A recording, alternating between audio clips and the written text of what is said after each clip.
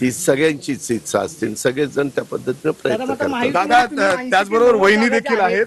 वहिनी जर आपण बघितलं तर वहिनी दोन्ही पूजा केली या ठिकाणी पप्पांचरणी दादांसाठी काय प्रार्थना केली? म्हणजे तुम्ही नेहमी सगळं करता, पण दादांसाठी काय खास प्रार्थना केली?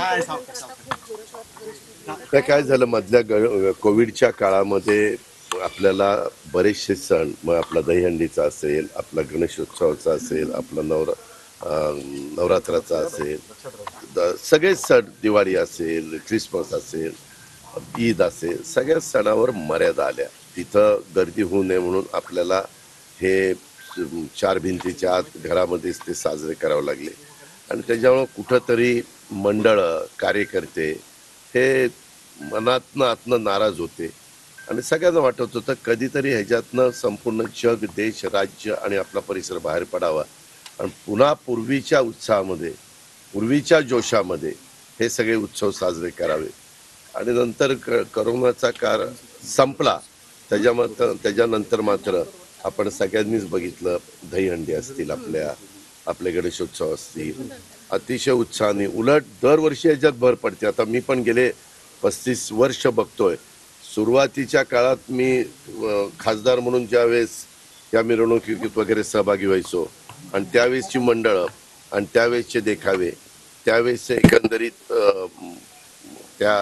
तो उत्साहाचा काळ आणि आताचा काळ ह्याच्यामध्ये भरच पडत चाललेली आहे. तुम्ही बघता मुंबईमध्ये काय, पुण्यामध्ये काय, किंवा महाराष्ट्रातल्या इतर भागामध्ये काय, एवढी लोक त्याच्यामध्ये इन्व्हॉल्व्ह व्हायला लागलेली आहेत, अतिशय उत्साहाने व्हायला लागलेली आहेत. उलट बाहेरचे पण, महाराष्ट्राच्या बाहेरचे पण सेलिब्रिटीज असतील, राजकीय नेते असतील, वेगवेगळे इंडस्ट्रीज असतील, अनेक मान्यवर येतात आणि आम्हाला विनंती करत असतात, आम्हाला लालबागच्या राजाचं दर्शन घ्यायचं आहे, तिथं थोडंसं काही करता येईल का, किंवा आम्हाला मंडईतलं दर्शन घ्यायचं आहे, आम्हाला दगडूशेठ हलवाईचं दर्शन घ्यायचं आहे.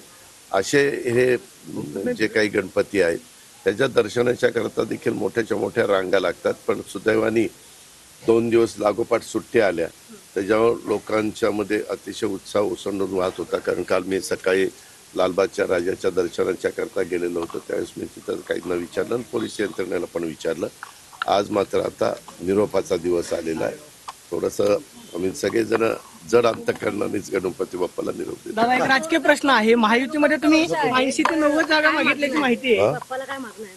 मी सांगितलं ना की सगळ्यांचं हे का, प्रत्येकाने आपण मागणं एक समाधानाकरता करतो. शेवटी प्रत्येकाला कष्ट घ्यावे लागतात, प्रत्येकाला मेहनत घ्यावी लागते. आणि मतदार जो आहे, वोटर जो आहे, तो वोटरचा विश्वास तुम्हाला मिळवावा लागतो. असं देवादर्शनाने सगळं होतं अशातला भाग नाही, तो एक वेगळा भाग आहे. आणि काम करून लोकांचा विश्वास संपादन करणं हा एक वेगळा भाग आहे. अशा पद्धतीने सगळे राजकीय पक्ष आपापल्या परीने प्रयत्न करतात, तसा मी पण प्रयत्न करतो.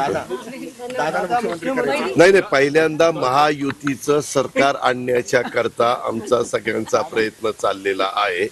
महायुतीचं सरकार आल्यानंतर सगळेजण आम्ही एकत्र बसू आणि निर्णय घेऊ. आताच्या तरी निवडणुका मुख्यमंत्री एकनाथराव शिंदेच्या नेतृत्वाखाली आम्ही त्या ठिकाणी लढवतो.